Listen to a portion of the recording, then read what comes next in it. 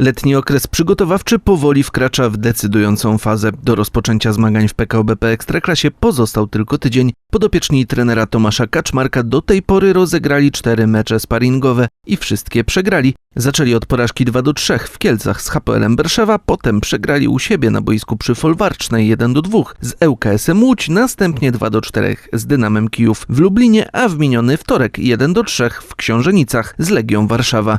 Teraz przed Radomiakiem 2 ostatnie sprawdziany przed startem ligowych zmagań. W piątek o godzinie 17 na stadionie przy Narutowicza 9 Radomiak zagra z rezerwami Legii, które w minionym sezonie wywalczyły awans do Betklik drugiej ligi. W sobotę z kolei radomianie zmierzą się z pierwszoligową Pogonią Siedlce. Ten sparring będzie zamknięty dla mediów i kibiców. Przypomnijmy, że sezon 2026-27 w PKO BP Ekstraklasie otworzy właśnie Radomiak Radom, który w piątek 24 lipca zmierzy się z Wieczystą Kraków przed własną publicznością przy Struga 63.